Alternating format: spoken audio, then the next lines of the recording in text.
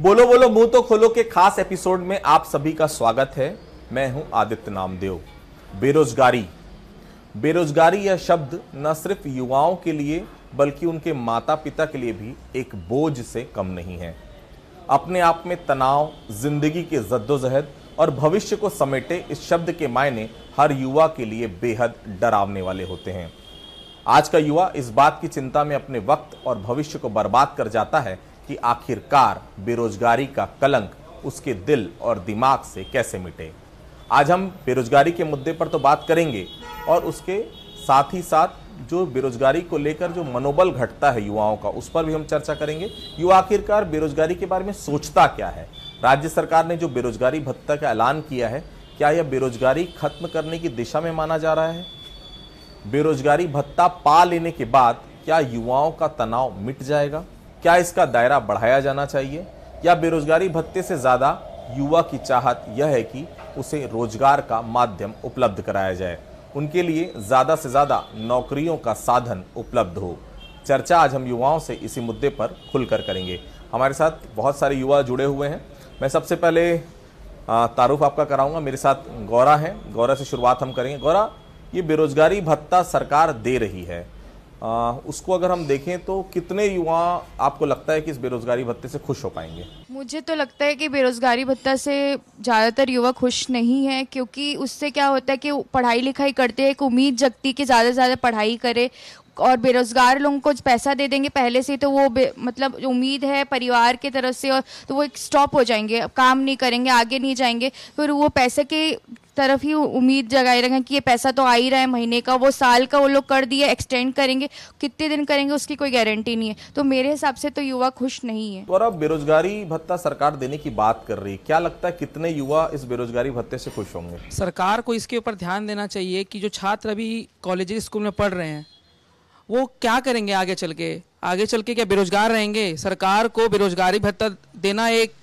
देना ना देना एक सिक्के के दो पहलू है, लेकिन सरकार को बेरोजगारी भत्ते के अलावा रोजगार के ऊपर भी ध्यान देना चाहिए। बड़े बड़े कंपनीज हैं, उनको यहाँ पे इन्वेस्टमेंट करने के लिए देना चाहिए, और सरकार ये भी स्पष्ट करे कि बेरोजगारी भत्ता किसे देंगे। आज सरकार ये तय नहीं कर पा रही है कि किसे हम बेरोजगारी भत्ता देंगे। सरकार ऐलान तो करती है कि हम 250 करोड़ का प्रावधान करेंगे, लेकिन आप देखिए कि रोजगार पंजीयन में क्या क्या इन्होंने रूल्स लगा दिए। आप कह रहे हैं कि 12th पास होना चाहिए, 12th पास होने के बाद 2 साल का उनका रोजगार पंजीयन होना चाहिए, घर पे 2.5 लाख से इनकम कम होनी चाहिए। ये अलग अलग क्राइटेरिया सरकार घोषणा के समय इन्होंने नहीं किया था। सरकार को इस पर ध्यान देना चाहिए, और बेरोजगारी भत्ता के कोई साधन नहीं है रोजगार का। प्रथम, खुश है बेरोजगारी भत्ता मिल रहा है? नहीं, खुशी तो बिल्कुल नहीं है, क्योंकि आप एक टैग दे रहे हो कि आप बेरोजगार हो। अगर ऐसा क्यों होना चाहिए भाई? सरकार ऐसे कुछ कंपनीज को लाए जो हमको रोजगार दें। ऐसा टैग नहीं मिलना चाहिए कि आप बेरोजगार हैं और आप काम करने के लायक नहीं है, आपको ये पैसा दिया जा रहा है सरकार की तरफ से। ऐसा नहीं होना चाहिए। प्राची? सर, मैं ये सोचती हूँ कि कोई टेम्पररी सॉल्यूशन इस चीज़, मतलब जो भी हमारे साथ प्रॉब्लम है, जैसे अनएम्प्लॉयमेंट, बेरोजगारी, ये एक प्रॉब्लम है। तो इसको जैसे होता है ना कि आपके बॉडी में कहीं पेन हो रहा है तो आप पेन किलर खा लिए, तो पेन किलर खाना एक सॉल्यूशन नहीं है। तो ये बेरोजगारी भत्ता जो है ये solution of the unemployment problem नहीं है। तो मेरे को लगता है कि ये जो असिस्टेंट्स है, इसके अलावा अगर स्किल डेवलपमेंट या इंडस्ट्रियल डेवलपमेंट पे ज़्यादा ध्यान दिया जाए, लेबर एनफोर्समेंट पे ध्यान दिया जाए, वो एक ज़्यादा फ्रूटफुल सॉल्यूशन रहेगा रादर देन यहाँ पे पैसा इन्वेस्ट करना। अकॉर्डिंग टू मी, मैं ये सोचती हूँ। देवाशीष, क्या लगता है आपको? बेरोजगारी भत्ता मिल रहा है, खुशी लग रही है? कुल मिला के भैया ये प्रदेश के युवाओं को, जो बेरोजगार युवा हैं, उनको और दिव्यांग करने की नीति है ये। इससे युवा जो है बेरोजगार है वो और रोजगार की ओर नहीं बढ़ेगा। अगर आप एक अनकैपेबल इंसान को एक एंटरप्रेन्योरशिप की ओर आगे बढ़ावा देते हैं तो एक इंसान ज़्यादा खुश होगा कि ना कि उसको 2500 रुपये बेरोजगारी भत्ता देंगे तो उससे ज़्यादा खुश होगा। अभिषेक, क्या लगता है आपको? खुश हैं आप बेरोजगारी भत्ता मिल रहा है? मैं इसके 2 पहलू बताऊंगा सर सिक्के के। पहला, मैं ये बोलना चाहता हूँ कि जो बेरोजगारी भत्ता सरकार दे रही है, नीति और नीयत की बात है सर।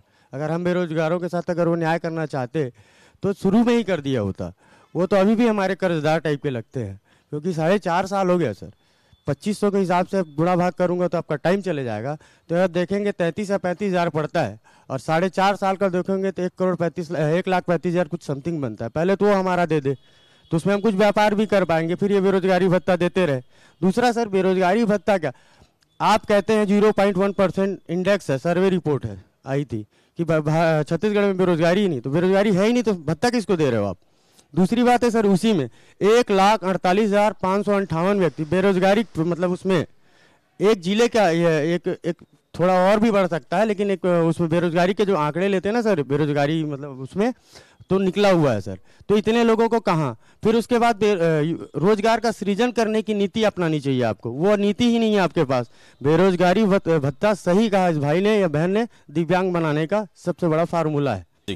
अनवित, क्या सोचते हैं आप, बेरोजगारी भत्ता मिल रहा है, खुश हैं आप? देखिए, एक होता है मन और एक होती है नियत। सरकार का मन तो है बेरोजगारी भत्ता देने का, लेकिन नियत नहीं है। नियत ऐसे नहीं है कि अगर इनको देना होता तो 4.5 साल का समय जो है बहुत ज़्यादा था। नियत इसलिए भी नहीं है क्योंकि इतनी सारी नियम और शर्तें हैं। इस हिसाब से तो मुश्किल से मेरे ख्याल से पूरे प्रदेश भर में 8 से 10 हज़ार लोग ही जो हैं वो एलिजिबल होंगे इसके लिए, और ये सिर्फ एक चुनावी लॉलीपॉप की तरह देखा जाएगा पूरे प्रदेश भर में, मुझे तो ऐसा लगता है। मेरा आपसे सवाल है, बेरोजगारी भत्ता आप लोगों के लिए ज्यादा मायने रखता है या फिर रोजगार? आपकी चाहत क्या है, बेरोजगारी भत्ता मिलना चाहिए या फिर अधिक से अधिक संख्या में आपको नौकरी मिलना चाहिए? कोई भी युवा चाहेगा कि उसको रोजगार मिले, वो स्वतंत्र अपना जीवन यापन करे। कोई भी नहीं चाहेगा कि उसको विकलांग की तरह उसको एक टैग लगा करके उसको रोजगारी भत्ता दिया जाए, कि उसको ये कहा जाए कि आप विकलांग है इसलिए हम आपको ये पैसे दे रहे हैं तो इससे आपको अपना जीवन यापन कीजिए। आज सरकार ये केवल लॉलीपॉप पकड़ा रही है। गवर्नमेंट पिछले 4 सालों से उन्होंने 2018 में अपना घोषणा पत्र में बेरोजगारी भत्ता की बात की थी। आज जाकर के अभी 2023 में ये अपना फॉर्म रजिस्ट्रेशन करे, उसमें भी कई सारी इशूज आ रही है फॉर्म भरने में भी, ये भी एक बड़ी समस्या है। भी आयुष, विरोध बहुत दिख रहा है मुझे, लेकिन मैं ये चाहूंगा कि तटस्थ रूप से इसके दो पहलू, हर सिक्के के दो पहलू होते हैं। बेरोजगारी भत्ता सरकार दे रही है, क्या कुछ पॉजिटिव नजर आ रहा है इसमें? जी, पॉजिटिव तो है। ये तो मैं कहूँगा कि पूरी तरीके से नकारात्मकता नहीं होनी चाहिए।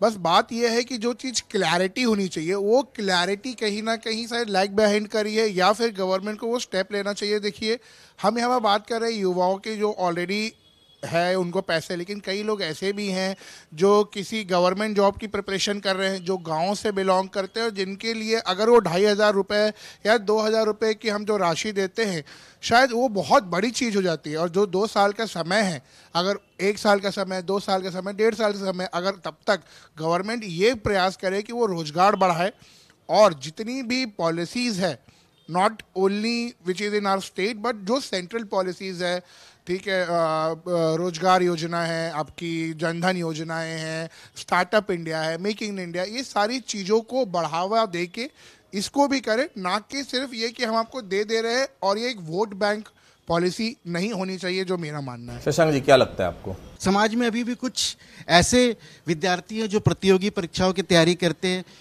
उनके लिए वो 2,500 रुपये भी, क्योंकि बहुत सारे पुस्तकें पढ़नी होती है, बहुत सारे वीकली मंथली मैगजीन्स आते हैं, प्रतियोगिता दर्पण जैसे, वो भी अफोर्ड वो नहीं कर पाते हैं।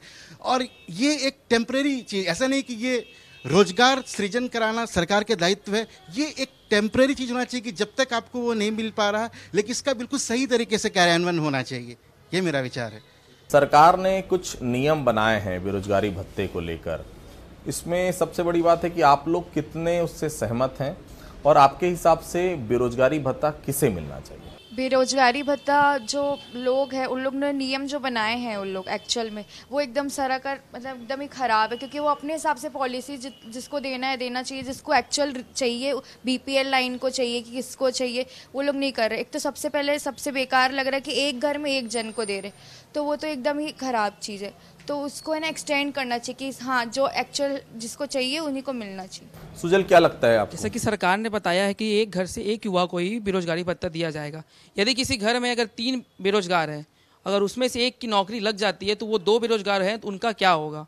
सरकार स्पष्ट करे कि किसे देना है, किसे नहीं देना है। प्रथम, सरकार का ये नियम है कि 2.5 लाख रुपए अगर सालाना किसी परिवार का इनकम है तो वो लोगों को नहीं दिया जाएगा।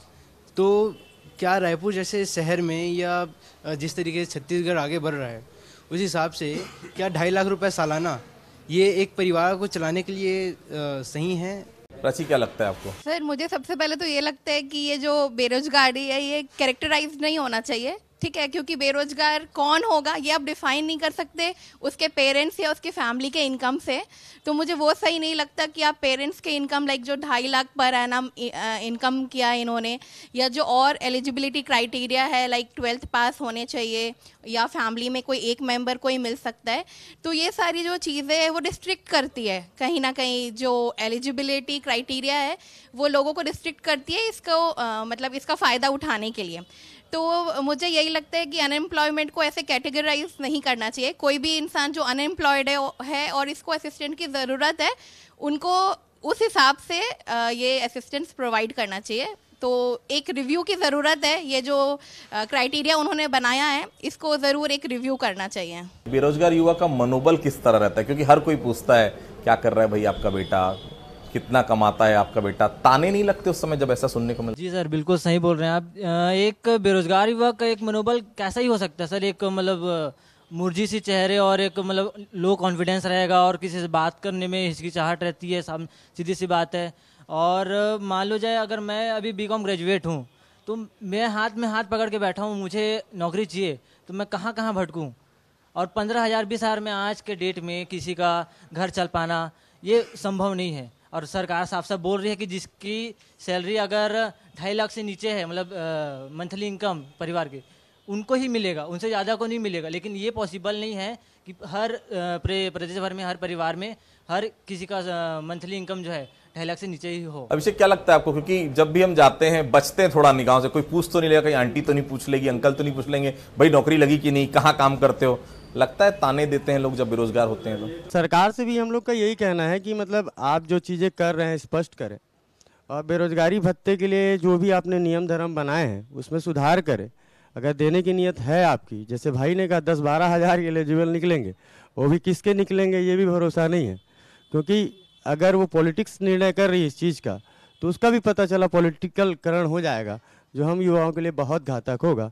और ये हो ही रहा है, और इससे बचा जाए सरकार से तो यही निवेदन कर सकते हैं बेरोजगार। अन्वित, क्या लगता है आपको? देखिए, हम लोग शहर में रह के ग्रामीणों का, जो ग्रामीण इलाके के जो युवा हैं उनको भी एक देखना चाहिए कि उनके साथ क्या हो रहा है।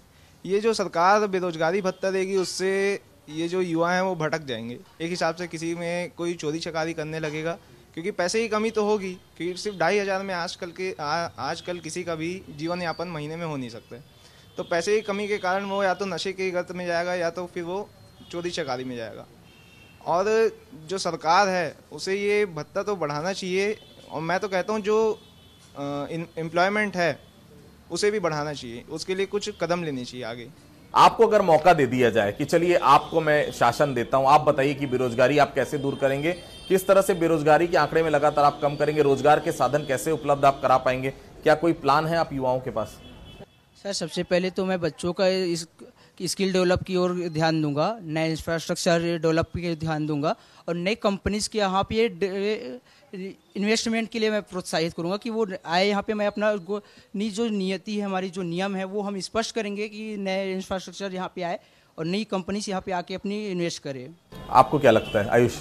जी सर, अगर मुझे दे दिया जाए और अगर मेरे से पूछा जाए कि ये क्या करना है, तो मेरे पास तो 2-3 उपाय हैं। तो सबसे पहला उपाय तो अगर मैं ये करता कि जैसे सर ने भी कहा कि लोगों को स्किल, मेरे हिसाब से अगर आप लोगों तक उनको, जैसे स्किल डेवलपमेंट ऑलरेडी है, लेकिन अगर हम पहले लोगों की मेंटालिटी ये बदले। सर, एक तो फिल्म का डायलॉग है कि अगर पढ़ोगे नहीं, अच्छी नौकरी नहीं लगेगी तो कोई बाप अपनी बेटी नहीं देगा, शादी नहीं होगी। तो ये जो थॉट प्रोसेस है लोगों का जो काम करने का, कि एक इंसान अपना बिजनेस करे, वो ऐसा चीज़ें करे कि उसके अंदर 10 लोग हो तो उसके थ्रू और जो रोजगार है वो बढ़ेगा। कोई आ रहा है एप्पल का फैक्ट्री खोले, कोई चीज़ है जैसे हमारे यहाँ पर बुलेट ट्रेन का चल रहा है, उसमें आप देखिएगा कि गांव के लोगों को और कितने लोगों को वहाँ पर रोजगार मिलेगा। आप इंफ्रास्ट्रक्चर डेवलप करें, आप स्कूलें बनाएं, आप पढ़ाई करवाएं, तो मेरे हिसाब से टीचर्स की आप जो जुडिशरी में हो या फिर पुलिस में हो, आप सीट्स इंक्रीज कीजिए। जो बच्चे 1.5 लाख बैठने वाले हैं, सीट आपकी 10,000 है, उस सीट को आप 10,000 से 20,000 कीजिए। आप इंस्टीट्यूशंस, आप वो चीज़ खोलिए जहाँ से आपकी बेरोजगारी हटेगी और रोजगारी बढ़ेगी, क्योंकि आपके पास वो नंबर ऑफ अपॉर्चुनिटीज क्रिएट होंगे। क्या होना चाहिए प्लान बेरोजगारी दूर करने के लिए? रोजगार देने के मतलब कि केवल सरकारी नौकरी नहीं होती है, आप स्किल डेवलप, जो हमारे स्कूल का करिकुलम है, यूनिवर्सिटी का करिकुलम है, उनको ऐसा, वो जो सिलेबस है उनको ऐसा डिज़ाइन किया जाए कि उससे वो सेल्फ जॉब करने के लिए या फिर अपना कुछ एंटरप्रेन्योरशिप जो डेवलप कर सके, वो किसी को, और एक सिलेक्शन, जैसे कि एक उनकी किस बच्चे का एप्टीट्यूड कैसा है, किसी के स्पोर्ट्स में है, किसी को आर्ट में जाना है, तो ये सारी चीज़ें भी, तो इससे एक डाइवर्सिफिकेशन भी आएगा, नए नए करियर ऑप्शंस खुलेंगे जो 80 के इराज में, 90s की इरा में लोग नहीं सोचते थे, आज के डेट में करियर ऑप्शंस मिल रहे हैं। माँ बाप का कितना दबाव रहता है एक बेटे के ऊपर, एक बेटी के ऊपर? आप बेटी हैं, पढ़ाई जब पूरी कर लेते तो माँ बाप यही कहते हैं, बेटा देख लिया तूने, नौकरी नहीं हो पा रहा है तो उससे काम कर, तेरी शादी कर देते हैं। बड़ा एक दबाव रहता है उस समय जब माँ बाप ये कहते हैं। ये सब बातें तो मतलब पढ़ाई करते करते ही बोलने लग जाते हो, इतनी ज़्यादा चुभने लग जाती है बातें, तो पढ़ाई करते करते मैं सोचने लगती है कहीं जॉब मिल जाए, कहीं अपना बिजनेस खोल ले। As I am an entrepreneur, तो मैं ये सोचती हूँ कि लोग के पेरेंट्स को ही सिखाना चाहिए कि अपना बिजनेस करो, अपना काम करो, दूसरों के बजाय दूसरों के MNC में करो। क्योंकि क्या रहता है, बेरोजगार हो जाते हैं लोग, फिर सरकार कुछ करती नहीं है उसके लिए और ये भत्ता देने लग जाती है। इसके वजह से पेरेंट्स को ही सिखाना चाहिए खुद का काम करो। लड़की जब बड़ी हो जाती है तो बेटे के लिए तो ठीक है, बेटा ये कहते हैं कि चलिए आज नहीं तो कल काम कर, लेकिन बेटी के लिए बहुत साफ है माँ बाप की राय कि भाई तू बहुत ट्राई कर चुकी है, काम कर नहीं कर पा रही तो तेरी शादी कर देते हैं। ये लाइनें सुनने मिली जीवन में? सर मैं बहुत फॉर्चुनेट हूँ कि मुझे ये सुनने नहीं मिला, लेकिन हाँ ये ऐसा बिल्कुल होता है, बिल्कुल हमारी सोसाइटी में ऐसा होता है, या अगर आपके खुद के पेरेंट्स नहीं बोल रहे हैं तो कोई क्लोज रिलेटिव ऐसा बोल दे, ऐसा होता है। तो हाँ ये एक बिल्कुल एक प्रेशर भी है कि मतलब एक होता है ना कि आपने इतनी पढ़ाई की या फिर बाहर जाके इतना एजुकेशन भी लिया और उसके बाद भी आपको एक वो रहता है, एक्सपेक्टेशन रहता है सबका कि एक अच्छी जॉब मिलेगी, इतना टाइम भी स्पेंड किया पढ़ाई में, इतने पैसे भी खर्च किए, और जब वो नहीं होता है तो डिसअपॉइंटमेंट होता है। और उसके साथ अगर लोगों का प्रेशर रहता है तो उससे क्या होता है, मोरल डाउन हो जाता है, तो सेल्फ कॉन्फिडेंस लो होना लगता है इंसान का, तो उससे और सारी मुझे लगता है कि कुछ मेंटल इश्यूज से भी लोग जूझते हैं। तो ये सारी बहुत सारी प्रॉब्लम है। तो वो एक इंसान मुझे लगता है वो बहुत सारी चीज़ों से फिर फंस जाता है, सिर्फ अनएम्प्लॉयमेंट ही नहीं और भी बहुत सारी चीज़ें उसे घेरने लगती है, तो बहुत बड़ा ये एक प्रॉब्लम, एक जाल सा बन जाता है जो जिससे निकलना मुश्किल हो जाता है कुछ युवाओं के लिए। बेरोजगारी भत्ता किसी युवा को अगर 2500 रुपये मिल जाएगा, 2 साल तक बेरोजगारी भत्ता लगातार मिलता रहा, मतलब बहुत साफ है वो काम ढूंढना बंद कर देगा, या कहीं ना कहीं हो सकता है आने वाले समय में ऐसा हो जाए कि वो काम करना ही ना चाहे क्योंकि उसे तो फ्री में 2500 रुपये मिल रहे हैं। बेरोजगारी भत्ता देना, जहाँ तक सभी लोग यहाँ पे भी अपोजिशन में अपोज कर रहे हैं कि बेरोजगारी भत्ता सही नहीं है, मुझे लगता है कि यदि हम 2.5 लाख को अगर 12 के हिसाब से अगर डिवाइड करते हैं तो मिनिमम 20,000 के आसपास निकलेगा। लेकिन आज भी ऐसे रायपुर में ऐसे भी लोग हैं जिनकी घर की जो स्थिति है वो उनके घर में एक जन कमा रहे हैं, उनके यहाँ 10,000 12,000 ही सिर्फ आ रहा है, वो सरकारी कॉलेज में पढ़ रहे, ले दे के अपनी पढ़ाई कंप्लीट कर रहे हैं। तो मुझे लगता है कि ये 2,500 देना भी जहाँ तक सही भी है। और भूले भटके युवाओं के लिए तो मैं ही कहना चाहूँगा कि सरकार तो देना चाहती है कि आपके भविष्य अच्छा हो, अब युवा इसे किस तरीके से इस्तेमाल करता है वो युवा के ऊपर निर्भर करता है। प्रथम, इस योजना का ये स्याह पहलू भी है जिसे हम डार्क पॉइंट कहते हैं, क्या ये है, ऐसा मानते हैं कि 2500 रुपये फ्री में मिलने लग गए तो उसका मिसयूज हो जाएगा, या कहीं ना कहीं आने वाले समय में आलसी हो जाएगा युवा कि वैसे तो मिल रहे हैं, देखा जाएगा जब नौकरी ढूंढेंगे तब ढूंढेंगे, ऐसा लगता है? देखिए ऐसा, इसके भी 2 पहलू हैं कि अगर कोई समझदार युवा है कि अगर उसको अपना कुछ स्टार्टअप करना है तो वो अपने रिसर्च में या अपने तैयारी में वो 2,500 को लगा सकता है। लेकिन अगर कोई ऐसा युवा है जो काम करना नहीं चाहता, वो उस 2,500 को किस में खर्च करेगा? वो नशा करेगा, वो उस चीज़ों से और भी कुछ गलत काम कर सकता है। और बाकी अगर नशा करना शुरू कर रहा है वो, और तो इस सब चीज़ों से उसे पैसे की और तलब लगेगी और इससे वो चोरी चकारी गुंडागर्दी ये सब चीज़ को इसमें बढ़ावा मिलेगा। देवाशीष, लगता है कि इसके साइड इफेक्ट्स भी हो सकते हैं? सर बिल्कुल ये साइड इफेक्ट ही होगा, क्योंकि ये एक तरीके से माइंड वॉश करने जैसा ही नीति है। 2500 रुपये दे दो और आदमी को चुप बैठा दो। क्या है कि सरकार जो है ये चाहती है कि हम पे रोजगार ना देने का थप्पा ना लगे, इसलिए 2500 रुपये दे के युवाओं को शांत करा दिया जाए। ये एक बड़ी नीति है मेरे हिसाब से। अभिषेक, क्या लगता है आपको? मतलब इनकी बात से आप इत्तेफाक रखते नहीं रखते? सभी ने बहुत अच्छा बोला है, इत्तेफाक रखता ही हूँ। दूसरा सर मैं ये बोलना चाहूँगा, अभी आंगनबाड़ी कार्यकर्ताओं ने भी कुछ आंदोलन किया, तो ऐसे कोई थे बोले 1800 पाते थे, 1500 1800 300 रुपये बढ़ा दिए, तो उन्होंने भी कहा है कि मैं हमको भी बेरोजगारी भत्ते की श्रेणी में डाल दो, हम 2500 पाएंगे बेहतर है। तो इस तरीके की स्थिति निर्मित है। और जहाँ तक बात है सर, बेरोजगारों को सबसे पहले रोजगार प्रदान किया जाए। 975 फॉर्म आते हैं पुलिस भर्ती में, 1,48,000 लोग भर्ती में फॉर्म भर रहे हैं, तो ये सरकार की नीति में ही कुछ ना कुछ खराबी है। और जब आपने पूछा था ना कि आप एक दिन मतलब अगर आपको दायित्व दिया जाए आप क्या करेंगे, तो मैं सबसे पहले रोजगार का सृजन, प्रशासनिक विभाग जो होते हैं उसमें जो नियमितता होनी चाहिए वो करूँगा, फुलफिल करूँगा। दूसरा सर, डेवलपमेंट जैसे बोलते हैं ना, स्किल वाले जो चीज़ें हैं उसको बना, क्योंकि हो सकता है हमारे छत्तीसगढ़ से भी कोई सचिन तेंदुलकर निकल सकता है। तो यही सी मेरे मानना है। अन्वित, क्या लगता है कि इसके इफ एंड बट्स बहुत सारे हैं, क्या इसका मिसयूज भी हो सकता है आने वाले समय में? देखिए, मिसयूज तो होगा ही आगे, लेकिन जब आप देखते हैं कि आपकी सरकार है और उसे जनादेश मिलने का बहुत ही कम चांसेस रहता है, तो लोग रेवड़ी देते हैं।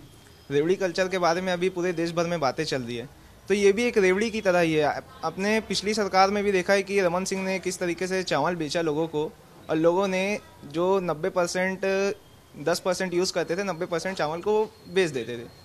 तो ये जो रेवड़ी कल्चर का जो हर सरकार देखती है कि जनादेश नहीं मिलने वाला है, तो ये जो रेवड़ी कल्चर है उसे ख़त्म करना चाहिए। क्या आप लोग संतुष्ट हैं कि जिस प्रकार से चीज़ें आ रही हैं, या रोजगार पाने में आपको लगता है अभी भी काफ़ी मशक्कत करनी पड़ती? पोस्ट तो निकलती है लेकिन पोस्ट मिलती नहीं, और सरकार तो दावा कर रही है कि 0.1 0.2 के आसपास केवल बेरोजगारी दर है छत्तीसगढ़ में। सहमत हैं आप? सर मैं इस बात से कतई सहमत नहीं हूँ, क्योंकि जब देश में हमारे राज्य में जब 31 चपरासी का सीट जब निकलता है तो उसमें भी 1,25,000 फॉर्म्स डलते हैं, तो ये कहीं ना कहीं आंकड़े झूठे हैं। और अभी मैं कहना चाहूँगा कि जो हमारे एग्रीकल्चर की स्टूडेंट है, जो हर 4 सालों में मतलब अपनी वैकेंसी आती थी, वो उसको भी बंद कर दिए हैं। हमारे मेडिकल के स्टूडेंट है जो आज सड़क पे आए बैठे हैं, उनके लिए भी कुछ करना चाहिए, क्योंकि मेडिकल के स्टूडेंट को नियमितीकरण के लिए उनकी मांग थी, उसको भी पूरा नहीं किया गया था। आयुष, क्या लगता है आपको? देखिए, ऐसा बात है कि जितने भी चीज़ें हो जाती है, मॉल में कपड़े खरीदने जाते हैं तो आपको एक तो झांसा दिया जाता है कि इतना करो, साथ में आ जाता है टर्म्स एंड कंडीशन अप्लाइड। अगर आप चीज़ें देखें तो यहाँ पर ऐसी बहुत सारी जॉब्स है जहाँ पर वैकेंसीज है, वहाँ पर अभी तक कोई अलॉट नहीं हुआ। आपकी जो अलॉटमेंट है, जो आपकी सीटें हैं, या चाहे वो प्राइवेटाइजेशन में हो या फिर आप गवर्नमेंट चीज़ों में, आप देखें आप नया क्या ले रहे हैं। आप बार बार एक ही सड़क को तोड़ते हैं और रोज़ उसी सड़क को आप बना रहे हैं, उसी से आपका चल रहा है, जितने लोगों का चल रहा है। आधी सड़कों में स्ट्रीट लाइटें बंद है। आपने PWD में इतना खर्चा करके वो ब्रिज बनाया, उसकी लाइट बंद है। नया रायपुर में आप आधा जगह जाते हैं, लाइटें बंद है। तो आपका जो चीज़ें आपको करनी चाहिए, जिनको आपको कॉन्ट्रैक्ट देके जिन लोगों का होना चाहिए, चौड़ीकरण, यहाँ से आप जाएंगे, यहाँ इतनी भीड़ है, कारों के लिए व्यवस्था है, लोग नहीं है से ज़्यादा कार है, वो वॉक ओवर के लिए आपने इतना लड़ाई झगड़ा किया, उसके बाद ना आप कुछ कर रहे हैं ना पहले वाली सरकार ने कुछ किया। सबसे बड़ा लॉलीपॉप था, अगर आपको सर याद होगा तो मोबाइल फ़ोन दिया था। जो ग्रेजुएट होता था ये पहले उनको मिलता था फ़ोन, आजकल वो सब कुछ नहीं मिलता। क्यों? क्योंकि उधारी उतना ज़्यादा है। रादर देन गिविंग मनी, ये तो एक तरीके से हुआ कि यार मैं किसी को कैसे करूँ, बच्चा अरे बेटा रो मत, मैं तेरे को लॉलीपॉप खिला रहा हूँ, मम्मी को कुछ मत बताना। तो ये चोरी पकड़े जाने पर जब ये चीज़ें होती हैं कि आप एक युवा को आप वो चीज़ देना चाह रहे हैं, ठीक है आप दीजिए, रोजगार भत्ता दीजिए, आपके टर्म्स एंड कंडीशन है, जैसे बहुत लोग ने कहा कि मिस यूज़ होगा, लेकिन उसी मिस यूज़ को रोकने के लिए ये चीज़ बनाया गया है कि इतना लाख होना चाहिए, इतना चीज़ होना चाहिए। लेकिन साइड बाय साइड आप कुछ एक, मेरे हिसाब से मुझे ये जानना है सर कि कौन है जो ये डिसाइड कर रहा है। क्या आपने जाके लोगों से बात की? क्या आपकी एक कमेटी बैठी है? अगर कमेटी बैठी है तो उसको कौन हेड कर रहा है? ऐसे कौन लोग हैं जो चीज़ को देख रहे हैं और वो ये डिसाइड कर रहे हैं, ये क्राइटेरिया डिसाइड कर रहे हैं? और end of the day sir, poll तो कोई गवर्नमेंट अपनी नाकामयाबी तो दिखाता नहीं, तो वही है, राजा ने अपने ऊपर बुक लिखी है, वो तो सिर्फ अपनी शोहरत ही दिखाता है। तो सुना आपने युवाओं की राय, बहुत साफ युवाओं का कहना है बेरोजगारी भत्ता तो आप देख रहे हैं, सिक्के के निश्चित तौर पर दो पहलू होते हैं। दोनों पहलुओं के बारे में आपने सुना। जिनके लिए 2500 रुपये मायने रखता है उनके लिए निश्चित तौर पर 2500 रुपये बहुत हैं, लेकिन उसका मिसयूज नहीं होना चाहिए। आपको अधिक से अधिक रोजगार के साधन उपलब्ध कराने चाहिए। आपको अधिक से अधिक लोगों को, बेरोजगार जो युवा हैं उनको रोजगार देने चाहिए, क्योंकि रोजगार जितने ज्यादा से ज्यादा बढ़ेंगे उतना युवा सशक्त होकर छत्तीसगढ़ में समाज को आगे बढ़ाने में अपनी भूमिका अदा कर पाएगा। बेरोजगारी भत्ता सॉल्यूशन नहीं है, हाँ टेम्परेरी सॉल्यूशन आप जरूर कह सकते हैं। तो बोलो बोलो मुंह तो खोलो कि आज के एपिसोड में इतना ही। अगली बार फिर किसी विषय पर आपसे मुलाकात होगी, तब तक के लिए बहुत बहुत धन्यवाद।